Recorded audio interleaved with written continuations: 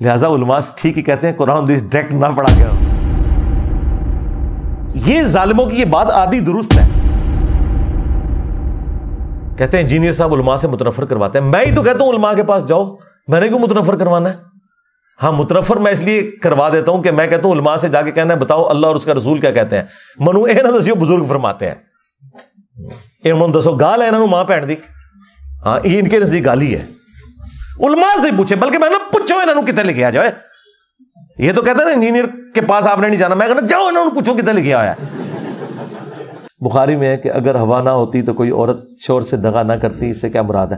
دیکھیں اس طرح کی جتنی حدیثیں آئی ہیں نا بخاری مسلم میں, ان کو آپ نے لٹریچر کی زبان میں سمجھنا ہے کہ ظاہر ہے یہ تو اسی طریقے سے کہ حضرت آدم علیہ السلام اگر پھل نہ کھاتے تو آج ہم دنیا میں نہ ہوتے.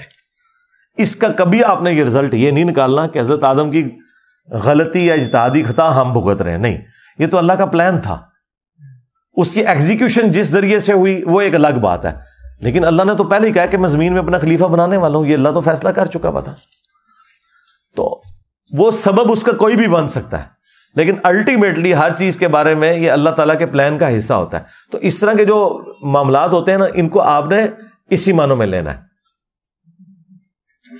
اس طریقے سے بخاری مسلم میں آتا ہے کہ اگر تم گناہ نہ کرتے تو اللہ تعالیٰ تمہیں برباد کر دیتا اور ایسی قوم لے کے آتا کہ جو گناہ کرتی اور پھر اللہ سے معافی مانگتی اور اللہ تعالیٰ اسے معاف کر کے خوش ہوتا. اس کے بعد اگر کوئی یہ رزلٹ نکالنا شروع کر دے کہ ہمیں خوب گناہ کرنے چاہیے پھر تاکہ معافی مانگ کے خوب اللہ کو خوش کرے, تو ہم کہیں گے اپنی عقل کا علاج کروا. نبی علیہ السلام یہ نہیں کہنا چاہ رہے تھے. نبی علیہ السلام بیسیکلی تسلی دینا چاہ رہے تھے کہ اگر گناہ ہو جائے تو کوئی مسئلہ نہیں ہے. اللہ نے انسان کے اندر غلطی کا مادہ رکھا ہے, فَأَلْهَمَهَا فُجُورَهَا وَتَقْوَاهَا. اگر اللہ کا مقصد کوئی ایسی مخلوق بنانا ہوتا جو غلطی نہ کرتی تو وہ پہلے ہی اللہ نے فرشتے بنائے ہوئے تھے. تو دوبارہ سے اللہ تعالیٰ نے تمہیں نہیں بنانا تھا پھر ختم کر کے کوئی اور مخلوق لے آتا, کیونکہ آلریڈی ایسی مخلوق تو اللہ کے پاس ہے جو غلطی نہیں کرتی. یہ معنی اس کا لینا ہوتا ہے. اسی طریقے سے تقدیر سے متعلق جتنی احادیث ہے نا, ان کو آپ نے اس طریقے سے اس کے ظاہری الفاظ کے اوپر توڑ موڑ کے نہیں بلکہ ڈاکٹرن میں سمجھنا ہے. یہ ذرا آپ نے ذہن میں رکھنا ہے, یہ ڈاکٹرن سمجھنا ضروری ہے. اور یہ ہو جاتا ہے, آپ بھی عموماً الفاظ کے اندر ایسے جملے بول جاتے ہیں جو آپ کے مزاج والے لوگوں کو پتا ہوتا ہے کہ آپ اس وقت کہنا کیا چاہ رہے ہیں. بالکل آپ نے بال کی کھال نہیں اتارنی ہوتی. میں آپ کو بتاؤں اس طرح کی اگر آپ بال کی کھال اتارے نا, بخاری کو تو چھوڑ دیں, میں قرآن میں آپ کو کئی باتیں ایسی بتاؤں گا کہ جو آپ حیران ہو جائیں گے کہ اچھا یہ لکھا ہوا ہے قرآن میں. قرآن میں لکھا ہے انک لا تہدی من احببت ولکن اللہ یہدی من یشاء. اے نبی تم اسے ہدایت نہیں دے سکتے جس سے تم محبت کرتے ہو, بلکہ اللہ جسے چاہتا ہے ہدایت دیتا ہے. اس آیت کے بعد کوئی یہ رزلٹ نکالے گا کہ نبی علیہ السلام نے جو دعوت و تبلیغ کی ہے اس کا کوئی فائدہ نہیں ہونے والا, کیونکہ ہدایت تو اللہ نہیں دینی ہے, لہذا حضور کو تبلیغ کرنے کی ضرورت ہی نہیں ہے.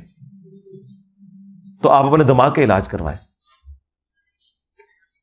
واضح لکھا ہے انک لا تہدی, تم ہدایت دے ہی نہیں سکتے. تو پھر حضور پوری زندگی تکلیفیں کو کاٹتے رہے. تو پھر آپ اس کی تعویل کریں گے, اس سے مراد یہ ہے کہ نبی کا کام صرف دعوت دینا ہے, قبول کرنا نہ کرنا اس بندے کا مسئلہ ہے اور اللہ کے درمیان معاملہ ہے. اگر وہ اس قابل ہوگا کہ وہ بات قبول کرنے والا ہے تو اللہ اسے ہدایت بھی دے دے گا, اور اگر قابل نہیں ہے نا تو چاہے حضور کا چچا ابو لہب بھی ہوا نا اسے ہدایت نہیں ملنی.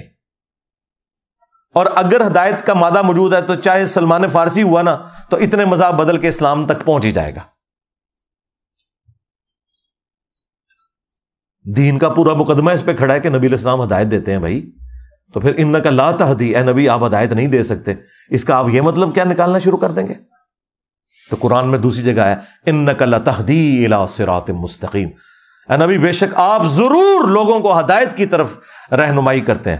ایک ہی لفظ استعمال ہوا ہے انک لا تہدی من احببت, آپ ہدایت نہیں دیتے. اور دوسری جگہ پتہ کیا ہے انک لتہدی, یہ لام تاکید والی ہے. اگر لا کو چھوٹا کر کے زبر والی لا بنا دیں تو اس کا مطلب ہوتا ہے بالکل الٹ, ضرور آپ ہی ہدایت دیتے ہیں صراط مستقیم کی طرف. دونوں باتیں 180 ڈگری بالکل درست ہے اپنی اپنی جگہ. وہاں مراد ہے کہ آپ کسی کی تقدیر نہیں بدل سکتے, صرف دعوت دیتے ہیں, آپ ہدایت نہیں کسی کو دے سکتے. اور یہاں جب آیا کہ آپ ہی ہدایت دیتے ہیں, مراد یہ کہ ہدایت کا راستہ دکھاتا ہے. سمجھ رہے ہیں نا آپ بات؟ ہاں, لہذا علماء ٹھیک ہی کہتے ہیں قرآن حدیث ڈائریکٹ نہ پڑھا کرو. یہ میں جوک کے طور پر بات کر, یہ ظالموں کی یہ بات آدھی درست ہے. کہ کوئی غلط رزلٹ نکالتے ہیں. لیکن یہ جو ظالم کہتے ہیں نا پڑھو نہ خود پڑھتے ہیں نہ کسی کو پڑھاتے ہیں نہ پڑھنے دیتے ہیں.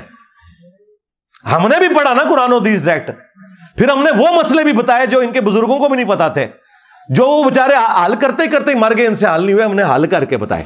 یہ بات بالکل ٹھیک ہے کہ ہر بندے کی کمپیٹنسی نہیں ہے کہ وہ ہر بات سے جو ہے وہ کسی آپٹیمل سولوشن تک پہنچے, لیکن چونکہ قرآن و سنت کا بنیادی مقصد انسان کی ہدایت اور آخرت کی فکر ہے, وہ ہر بندہ ڈائریکٹ پڑھ کے بھی لے سکتا ہے.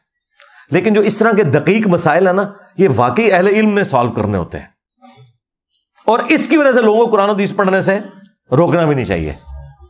یہ کہنا چاہیے کہ بھائی جب آپ کو سمجھنا ہے تو مجھ سے پوچھ لینا. یہ کیا کہتے ہیں, قرآن حدیث ڈائریکٹ نہ پڑھنا گمراہ ہو جاؤ گے. اچھا جی انڈائریکٹ پڑھ لیتے ہیں, تسی پڑھاؤ. نہیں, ہم فضائل مال ختم ہوگی تو پڑھاواں گے نا, پوری زندگی فضائل مال ہی نہیں مکتی. فضائل سنت ختم ہوگی تو پڑھاواں گے نا, نہیں. تبلیغی جماعت میں 25 سال پہلے بھی 6 نمبر اس نے یاد کیے تھے, 25 سال بعد بھی 25 لائنیں نہیں قرآن کی ترجمے سے پڑھ سکتے. دعوت اسلامی میں 25 سال پہلے گئے تھے, فضائل سنت پڑھ رہے تھے, 25 سال بعد بھی فضائل سنت پڑھ رہے ہیں, قرآن کا ایک صفحہ بھی ترجمے کے ساتھ نہیں پڑھ سکتے. تو کیا نکلا؟ ہمارے استاد جاوید احمد غامدی صاحب نے بڑی پیاری بات کی تھی. جب ان سے کسی نے پوچھا کہ تبلیغی جماعت اور یہ باقی جو جماعتوں سے آپ کو کیا اختلاف ہے, انہوں نے بڑے پیارا جملہ بولا. انہوں نے کہا پوری زندگی 5ویں کلاس کے اسٹوڈنٹ رکھتے ہیں, یہ جہاں سے سٹارٹ لیا تھا اینڈ تک وہی رہتا ہے, کوئی امپروومنٹ نہیں آنی. امپروومنٹ یہ نہیں ہے کہ پہلے اینی داڑھی سی اڑانی ہو گئی ہے, ہاں پہلے اینی پگڑی سی اڑانی ہو گئی ہے, ہاں پہلے اینی تسبیح سی اڑانی لمبی ہو گئی ہے. یہ امپروومنٹ نہیں ہے, علم کی امپروومنٹ, اور علم بھی جینوئن جو قرآن و سنت میں آیا. لہذا اس طرح کے جو دقیق مسائل ہیں اس کے لیے سورہ توبہ میں آیا ہے. سورہ توبہ کے اینڈ پہ, اس پہ میرا کلپ کئی سال پہلے ریکارڈ ہے, اس ٹاپک کو میں ایڈریس کر چکا ہوں 2016 میں. علماء سے علم حاصل کرنے کا طریقہ. کہتے ہیں انجینئر صاحب علماء سے متنفر کرواتے ہیں. میں ہی تو کہتا ہوں علماء کے پاس جاؤ, میں نے کیوں متنفر کروانا ہے؟ ہاں متنفر میں اس لیے کروا دیتا ہوں کہ میں کہتا ہوں علماء سے جا کے کہنا ہے بتاؤ اللہ اور اس کا رسول کیا کہتے ہیں. منو اے نہ دسیو بزرگ فرماتے ہیں, اے منو دسو گال ہے انہوں ماں پہن دی, ہاں یہ ان کے نزدیک گالی ہے. علماء سے پوچھے, بلکہ میں نہ پوچھو انہوں کتنے لکھے آ جائے. یہ تو کہتا ہے نا انجینئر کے پاس آپ نے نہیں جانا, میں کہنا جاؤ انہوں نے پوچھو کتنے لکھے آیا ہے, کتوں گلا کرتے ہو.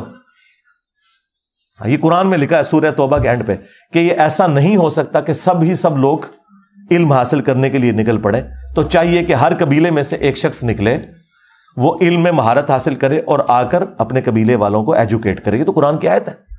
ہم کب کہتے ہیں کہ جی ہر گلی میں جو ہے وہ ڈاکٹر ذاکر نائک پیدا ہو جائیں گے, یا احمد دیدات پیدا ہو جائیں گے, یا مودودی پیدا ہو جائیں گے, یا ڈاکٹر سرار پیدا ہو جائیں گے؟ نہیں سرکار, پہلے بھی ایسا نہیں ہوا, آندہ بھی ایسا نہیں ہونا. بڑے لوگ جو ہوتے ہیں نا وہ چاندے کی ہوتے ہیں, باقی لوگوں کو انہوں نے گائیڈ کرنا ہوتا ہے. یہ ہوتا ہی نہیں ہے نہ, یہ پاسبل ہے. یہ دیکھیں نا پوری دنیا, اگر مجھے بتائیں پوری دنیا اگر کنسٹرکشن کا کام شروع کر دے تو بھینس بکریوں کو کون پالے گا؟ اور اگر پوری دنیا صرف بھینس بکریاں پالنا شروع کر دے تو مکان کون بنائے گا؟ تو اسپیشلائزڈ لوگ جو ہے نا ہر فیلڈ میں موجود ہوں گے. اچھا یہ باتیں جب ہم کرتے ہیں, کہتے ہیں دیکھو نا انجینئر صاحب نے ہماری بات مان لی ہے نا. وہ سرکار میں نے یہ بات ان پرنسپل مانی ہے, میں یہ ماننے کے لیے تیار نہیں ہے کہ آپ کے بزرگ اور آپ کے علماء جو ہے اسپیشلائزڈ ہیں دین میں, جن کی حالت یہ کہ پوری قرآن کی تفسیر لکھ کے مر جاتے ہیں, اور تفسیر لکھنے سے پہلے بھی باپوں کو پکار رہے ہوتے ہیں, اور تفسیر ختم کرنے کے بعد بھی پھر قبر پرستی کر رہے ہوتے ہیں. تو انہوں نے قرآن و حدیث کی کیا تفسیر لکھی ہے؟ سمجھ رہے ہیں نا میری بات؟ ہاں یہ نئی چیز مارکیٹ آ گئی ہے. تو میمز تک کے نا میرے تو پھر تمہیں پتا نا کیفیت